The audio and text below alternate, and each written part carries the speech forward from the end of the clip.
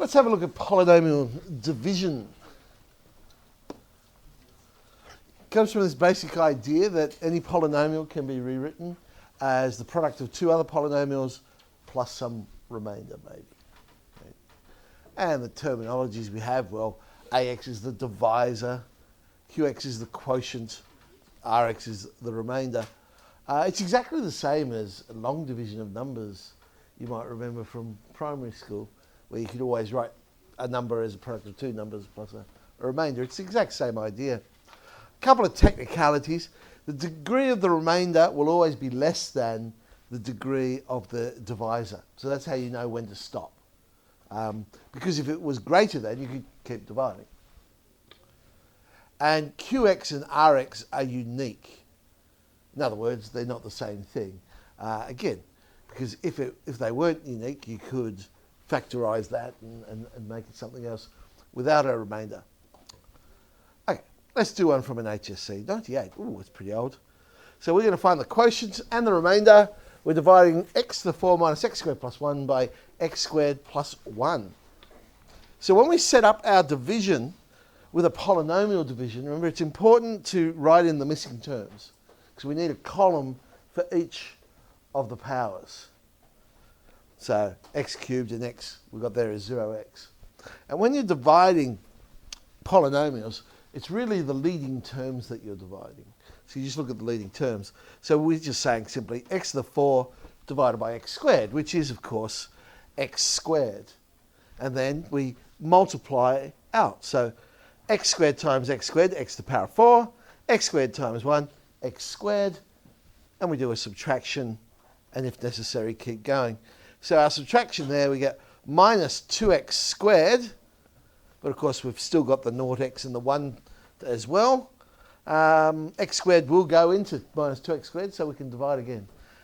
Minus 2x squared divided by x squared gives us minus 2. Multiply that one out. Our remainder now is 3, but the degree of 3 is 0, which is less than the degree of the divisor, so that's where we stop. So in answer to their question, the quotient ends up being x squared minus 2, and the remainder ends up being 3. Okay, so similar sort of question. So this time we're dividing a quartic by a quadratic, but there are no missing terms this time. So the leading term, 2x to the power of 4, divided by x squared, will give me 2x squared. Multiply out. We'll do our subtraction. Be real careful with the negative signs, because minus 10 minus 6, so we're actually adding 6 there. We've got minus 4x cubed.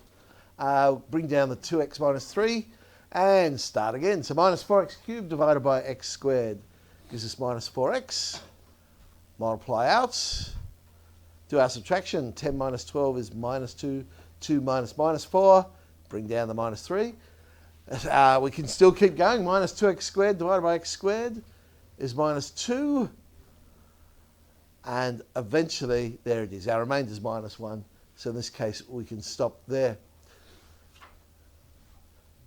Hence, write it in our standard form. Divisor times quotient plus the remainder. So we can now rewrite our polynomial and say, well, that's the same as x squared minus 3x plus 1 times the 2x squared minus 4x minus 2 with a remainder of minus 1.